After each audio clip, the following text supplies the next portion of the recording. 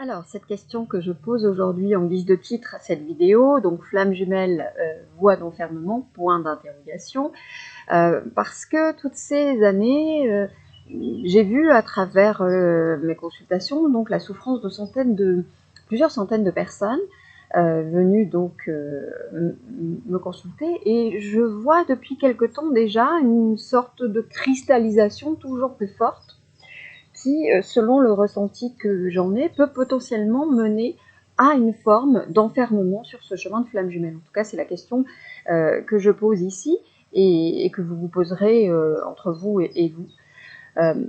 Qu'est-ce que je veux dire par là? Alors, explorons ça un petit peu ensemble, alors même que la retrouvaille, et je dis retrouvaille et non pas réunion, avec sa flamme jumelle, et elle est porteuse de liberté au sens de retour à sa souveraineté, et non au sens évidemment égotique qui va penser qu'être libre, c'est faire ce que je veux. La liberté, c'est évidemment bien autre chose. Donc liberté plutôt au sens de faire un chemin de conscience qui permet de retrouver discernement, lucidité, de lever les voiles d'illusion en soi et autour de soi, notamment sur ce contexte duel et matriciel dans lequel nous sommes incarnés. Alors non pas pour juger tel ou tel, ou d'ailleurs même s'auto-juger, plutôt pour transcender tout ça par le regard du cœur aiguisé que ce lien finalement peut nous amener à retrouver si véritablement on se saisit de l'opportunité de ce lien comme étant un outil de conscience. Alors simplement, une fois qu'on a dit ça, simplement, il se trouve que sur ce chemin, l'ego se saisit de pas mal de choses, comme sur dans d'autres chemins, me direz-vous. Sauf que là, il y a aussi ce qui vient se rajouter, c'est des implications d'affect, des sentiments. Et ça change évidemment pas mal de choses, ça en rajoute en réalité. Alors j'ai plusieurs fois parlé des écueils, des fantasmes, flammes jumelles comme je les appelle, des mécanismes égotiques, et de toute la souffrance évidemment engendrée par tout ça.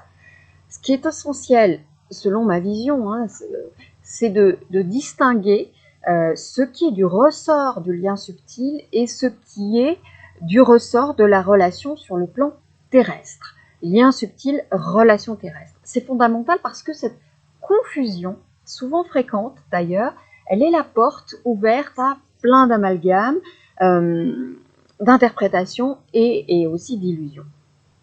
Si le lien subtil comporte des spécificités, notamment en termes de proximité vibratoire, ce qui est bien différent de la qualité ou de la quantité d'amour, comme je l'ai expliqué dans ma vidéo Flamme jumelle et autres liens d'âme, voire au-delà. Si ce lien subtil comporte des spécificités, notamment en termes de proximité vibratoire, ça ne dit pas forcément ce que peut être ou ce que va être la relation terrestre, qui, elle, est soumise de facto à la densité égotique de chacun. J'avais vraiment pris du temps pour expliquer ça dans plusieurs vidéos, notamment une vidéo qui s'appelle Réveil, fusion, défi de l'ego, et une autre séparation, matrice, ego, dans laquelle vous pouvez trouver des éléments d'éclairage. Donc quand bien même vous vous réveillez le premier, la première, comme on dit, votre ego il persiste, et il se raffine même en même temps que votre chemin de conscience. Il se raffine au fil du chemin de conscience, et parfois il reste en effet tapi un temps pour mieux réémerger à un moment, peut-être de vulnérabilité entre guillemets. Et c'est pas à voir, enfin l'ego il n'est pas à voir comme un ennemi en soi. Au pire c'est une forme d'adversité bienfaitrice, c'est une part dont nous sommes composés et qui nous informe, entre autres, de ce qui a besoin d'être guéri en nous. Et c'est un leurre de vouloir ou de penser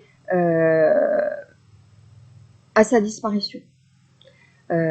Parce que c'est ce qui nous permet d'être en incarnation duel et à minima de définir nos préférences. Chou-fleur ou brocoli, bleu ou rouge par exemple. Et puis c'est de bien entendre que l'ego c'est comme un petit enfant de 4 ans, un enfant blessé bien évidemment. Et vous avez vu ça des fois, un petit enfant qui ferait une sorte de crise dans un supermarché, qui va peut-être voilà, se rouler par terre, etc. Alors qu'est-ce qu'on fait? On lui donne la fessée, comme ça peut être le choix de certains parents, ou est-ce qu'on essaie d'entendre ce qui est en arrière-plan de l'émotion et de ce qui se dit là, peut-être de manière un peu forte, virulente, etc. C'est du même acabit, hein, si vous voulez. Donc le personnage, il joue son rôle, c'est un costume, il joue son rôle. Donc voyons-le avec lucidité, avec bienveillance, dénué de complaisance, hein, et mettons-y aussi de l'humour et de l'autodérision. Je parlais de l'enfant blessé, mais en réalité, le personnage, il est multifacette, il est plein de sous-personnages. Hein, c'est quelque chose que l'on voit par exemple dans l'atelier du Graal ou dans Au Zénith de votre soleil. Il y a un monde fou là-dedans, hein, à l'intérieur de chacun d'entre nous. Donc régulièrement, une petite réunion de bureau, ça fait du bien pour rajuster un petit peu tout ça, et que chacune de nos facettes est une place juste en proportion et en contexte aussi, en contexte approprié. Et c'est là que commence l'amour universel en réalité, c'est déjà là. Donc l'idée, c'est que l'ego, en fait, n'est plus les rênes de nos choix, de nos vies, le moins possible en tout cas, qu'on soit de plus en plus conscient, c'est toujours la même chose, et que cela émane de notre être authentique, de notre moi supérieur, appelez ça comme vous voulez, et même pas de notre âme, comme on entend souvent, qui, je le redis une fois encore, est un espace de stockage de mémoire, d'illusions, de programmation, etc. Donc, revenons à cette question de la voie de l'enfermement. Il y a ce qui est du lien subtil et il y a ce qui est de la relation terrestre. Et cette relation terrestre, elle se joue à partir des éléments de la coulisse subtile en effet, notamment un des éléments que j'ai appelé il y a des années maintenant le nœud originel flamme jumelle, qui est en fait la mémoire originelle de scission de l'étincelle de pure lumière divine avant toute forme d'incarnation, avant toutes les incarnations, qui se rejoue terrestrement parlant à chaque retrouvaille terrestre. Hein, et non pas comme on en a dit, non pas ce qu'on a dit ceux qui ont repris cette information que j'ai donnée il y a un bon moment maintenant, et qui l'ont finalement altérée en parlant d'une originelle d'une autre façon, et finalement en ne rendant service à pas grand monde, si ce n'est à leur ego. Donc évidemment, il ne s'agit pas d'envisager le traitement d'une nœud originelle comme une stratégie, comme je vois parfois, c'est-à-dire une stratégie visant au retour de l'être aimé. Là encore, c'est laisser le personnage se saisir de ça. Hein. À quoi ça sert de traiter le nœud originel? À cesser de rejouer le nœud. Parce que quand il est traité, il est totalement traité dans le champ subtil, et la guérison dans le terrestre, elle a lieu selon l'accueil que vous lui faites. Et personne ne peut se substituer à vous pour cela. Et comme on est sur du symbolique profond, hein, c'est-à-dire avant toute forme d'incarnation, cela peut prendre vraiment du temps pour une pacification terrestre ressentie totalement. Hein, d'ailleurs, dans cet intervalle, dans l'intervalle dont on a parfois besoin pour laisser se placer ce traitement, cette guérison, la vie, à travers votre autre, vous resserre de temps en temps le scénario du nœud originel, ce qui vous permet de jauger peu à peu que ça fait de moins en moins mal, plus mal du tout, et à un moment donné, ça joue plus, le scénario ne s'active plus. C'est fini, voyez. Et c'est en cela que vous êtes souverain, voyez. Donc la relation terrestre, elle se joue à partir des densités égotiques, donc des blessures, des failles narcissiques, etc. Ce qui, dans certains cas, hein, disons-le, peut mener à vivre des aspects très rudes, voire toxiques, dans le cadre de la relation terrestre. Donc un lien flamme jumelle dans sa forme terrestre, c'est absolument pas bisounours, c'est vraiment pas ça, et c'est pas l'amour parfait, en tout cas dans ce qu'on peut projeter de ça. C'est pas parce que c'est un lien flamme jumelle que dans la matière, ça va être dénué de défis et aussi de toxicité. Je vois parfois des personnes qui sont bien en lien flamme jumelle avec une relation terrestre qui comporte eh bien, de la violence verbale, psychique, psychologique et même quelquefois physique, de rares cas, et ça peut arriver aussi. Pourquoi? Parce que les personnages sont très blessés. Et ce sont eux qui prennent totalement le dessus, si vous voulez. Donc, c'est à regarder ça. Alors, le lien subtil, il ne doit pas servir d'alibi à la compromission, hein, attention, et à accepter des choses qui viendraient toucher à l'intégrité. Je vous renvoie à ma vidéo sur l'amour universel et la permissivité positive, hein, et à celle aussi où je parle de la perche tendue par l'autre pour nous réapprendre à dire non, parce que l'amour universel n'est pas que dire oui en réalité. Donc c'est de regarder ça vraiment très en profondeur, très en nuance aussi, et de bien être dans cette conscience de lien subtil, relation terrestre. Alors à l'inverse, ce que je dis là ne vise pas à vous inviter et à assimiler une relation difficile ou toxique à un lien de flamme jumelle à tout coup. Hein, n'allez pas vous servir de ce paravent par ailleurs. Voilà, le champ sentimental est tellement sujet à des illusions, à essayer de tordre les choses, donc attention à ça. Le lien flamme jumelle, il comporte des spécificités et on en a tous très souvent parlé. Vous comprenez bien que ce que je suis en train de dire là, c'est propre à chacun. Il n'y a pas de notion morale dans ce que j'expose ici. Donc c'est à chacun de savoir pour lui-même ce qui est OK à vivre et ce qui ne l'est pas. Et ça, à partir évidemment d'un espace pacifié et non pas d'un espace encore blessé. Ça se regarde donc très profondément. C'est ainsi que le positionnement sain a lieu. Hein. Quand je parle de positionnement, c'est vraiment de ça. C'est à partir d'un socle vraiment pacifié. Donc pas de mode paillasson, pas de mode hérisson, c'est un mode au diapason. J'ai parlé depuis le début de cette vidéo de proximité vibratoire et donc des phénomènes associés. Vous comprenez bien que de ça aussi l'ego se saisit. Et en fait, il récupère à peu près tout, et il récupère cela pour en faire, ou tenter d'en faire des shoots émotionnels, par exemple, ce qui est évidemment sa nourriture préférée, tant dans les élans exacerbés, les élans de passion, que à travers son sens très vif, son sens du drame, son sens de la tragédie. C'est le personnage qui a besoin de shoots émotionnels pour se prouver que c'est de l'amour. On est abondé depuis enfant sur des définitions de l'amour. L'amour, ça fait mal, ou ça fait ceci, ou cela, ou ça ressemble à ci, ou à ça. Et pour le personnage, évidemment, ça doit coller avec tout ça, avec tout ce qui nous a été donné comme conditionnement.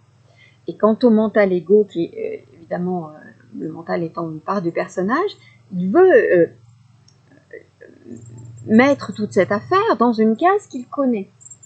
Donc même quand on s'est réveillé, quand on prend conscience possiblement d'un lien de flamme jumelle, oui, il a bien entendu, et il a bien compris c'est quoi un lien de flamme jumelle, mais il va quand même vouloir le ramener tout le temps dans la case du couple et de l'amour romantique. Et ça peut durer super longtemps, et c'est un des éléments primordiaux de ce que j'appelle la voie d'enfermement du coup. Alors que ce lien, il transcende tout ça. Et ça parle de bien d'autres choses. Ça parle de conscience, de chemin de conscience. Et d'ailleurs, ce que je viens de dire là, c'est juste là, à l'instant, c'est un des écueils dans la relation avec l'autre. Qui va avancer ce type d'argument, à savoir, ah ben non, mais là, je ressens pas le manque, ah ben c'est pas comme d'habitude quand je suis amoureux, tatati tatata, etc. Et donc son personnage se sert de ça pour rompre, pour s'enfuir, pour voilà, trouver à redire, etc. Hein, vous avez vécu ça plein de fois.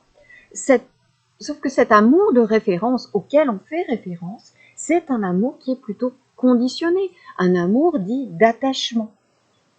Voyez?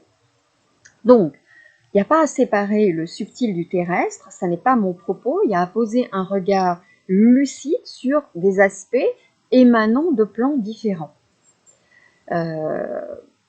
L'illustration la plus flagrante de ça, c'est souvent la communication entre flammes jumelles. Qui parle quand l'autre parle?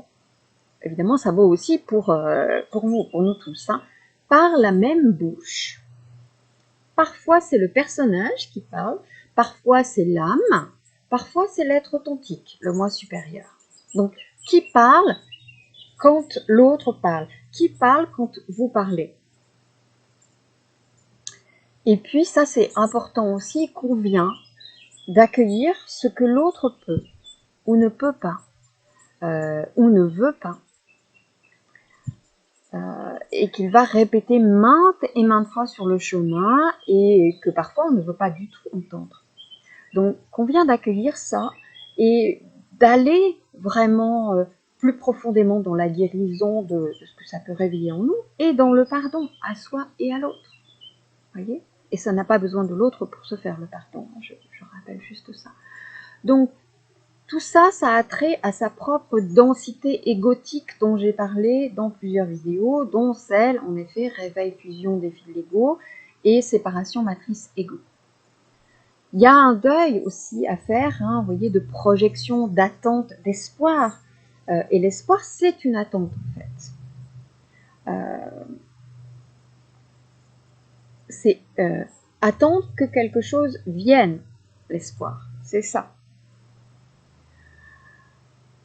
Et donc tout ça, c'est à replacer dans ce qu'est initialement et intrinsèquement ce lien, c'est-à-dire un outil, fulgurant certes, un outil sur le chemin de conscience. La romance et tout le reste, bien sûr c'est possible. Et en même temps, c'est repris et donc altéré par le personnage et ses conditionnements et son vouloir. Et ça maintes et maintes fois. Et donc, ça demande à être regardé maintes et maintes fois. Donc, si une part de vous maintient des programmations et tout ce qu'on vient de dire lié à la flamme jumelle, hein, et tout ce que je nomme les fantasmes, de ce qu'est déjà la nature réelle de ce lien, alors le travail se poursuit. Voyez? Et ça vous est représenté encore et encore. Également, le lien flamme jumelle, il est souvent rattaché aux âmes.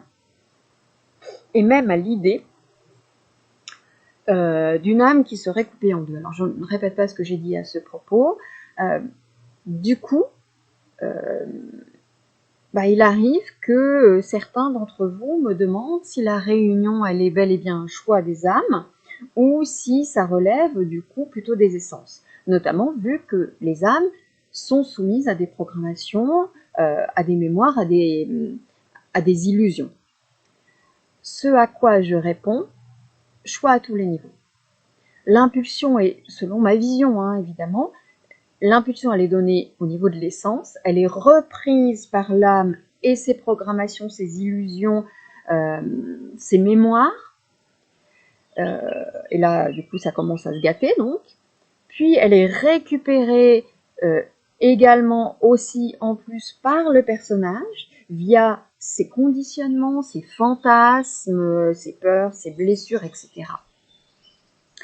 Et c'est d'ailleurs ce qui fait perturbation si l'un ou si les deux restent dans cette densité, dans la densité des personnages dont je viens de parler longuement et dont j'ai déjà parlé plein de fois. Pour compléter, et là je vais peser tous mes mots, partant d'un constat que j'ai fait toutes ces années d'accompagnement de plusieurs centaines de flammes jumelles. Donc je pèse tous mes mots parce que je connais les filtres qui vont s'activer à partir de là.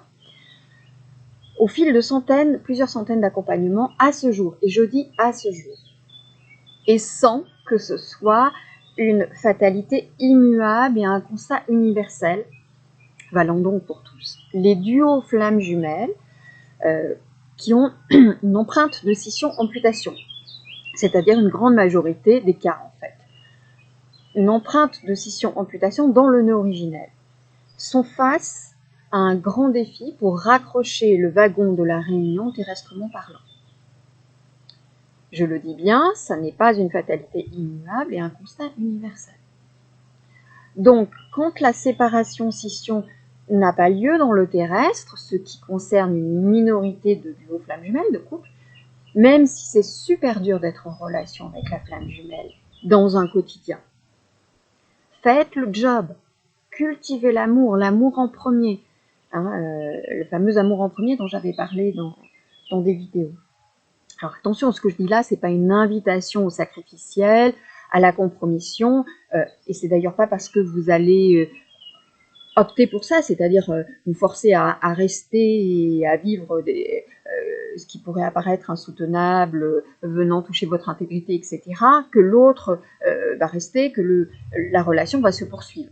J'ai presque envie de dire au contraire, puisque c'est une opportunité de retour à l'être authentique, et donc tout ce qui est faux, falsifié, a vocation à vous être présenté pour être dégagé. Donc, redisons-le encore, le lien flamme jumelle, c'est un outil de conscience, une opportunité de retour à son être authentique. Vous savez bien que l'on passe une partie de son temps à se la raconter sur le chemin de flamme jumelle, notamment en raison de tout ce que je viens d'évoquer, à travers les personnages, et à travers un certain niveau de l'âme aussi. Et notamment à ramener ça beaucoup à une histoire sentimentale, à vouloir faire couple, à être véritablement focus sur une idée de retour, sur la réunion. Il y a quelque chose qui est là, extrêmement pesant, extrêmement vif, présent tout au long, alors plus ou moins tacitement, plus ou moins insidieusement, extrêmement présent, parfois extrêmement cultivé par l'égrégore flamme jumelle qui s'est créé en effet depuis ces dernières années. Donc voyez ça vraiment, l'idée de ramener ça à une histoire sentimentale, de vouloir faire couple, est-ce que c'est l'objet central de ce lien? Et parfois, histoire de mettre un petit peu de spiritualité dans tout ça, on se sert de l'idée ou de la notion de contribution. Alors oui, bien sûr, et en même temps, on peut contribuer à partir de sa propre plénitude retrouvée, à partir de ce que ce lien, le lien a révélé de soi, par contribution indirecte aussi, tel je l'avais expliqué, et donc pas besoin d'être réunis ou en couple pour ça. Donc tout ça, s'il n'y a pas un travail de dépouillement au sens de ôter des couches du personnage et du bazar sur l'âme, et au sens de retour vers l'être authentique dans un chemin de conscience qui demande en effet lucidité renouvelée, qui plus est, courage, transparence et amour, et ça chez les deux en réalité, eh bien ça va donner une relation par à coup, faite d'aller et retour en effet. Donc mettre l'amour en premier et parler du même endroit, j'avais dit dans une vidéo, c'est la base. Alors ça a l'air simple comme ça, évidemment, à incarner c'est tout à fait autre chose. Et on est très éprouvé, ne serait-ce que sur ça. Donc, et enfin, pour conclure cette vidéo aujourd'hui, plus on fait une étiquette, un concept de ce qu'est la flamme jumelle, et en réalité on n'a pas besoin de reconnaître la nature pour finalement le vivre, on voit ça parfois dans des couples publics, qui à mon avis n'en savent rien. Donc plus on fait une étiquette, un concept de la flamme jumelle, plus on prend le risque de s'enfermer et on s'éloigne d'une spiritualité incarnée, parce que c'est ça qui compte, incarné. Et peut-être même que ça peut devenir une façon, vous voyez, de fuir l'incarnation et ses aspérités, ses duretés, dans la dualité dans laquelle nous sommes plongés, en rêvant à une sorte d'idéal un peu désincarné ou inaccessible que serait alors la flamme jumelle. Vous voyez là l'autre type de fantasme insidieux qui peut du coup se cacher. Donc voyez déjà à quel point on peut vite faire de ce lien une voie d'enfermement En tout cas, posez-vous la question et c'est à chacun de voir en profondeur et en lucidité et en amour et en douceur aussi, en délicatesse. Notre monde a tellement besoin de délicatesse actuellement, de voir les éléments abordés, éclairés ici dans cette vidéo. Voilà pour aujourd'hui et je vous dis à très bientôt dans une autre vidéo. Portez-vous bien.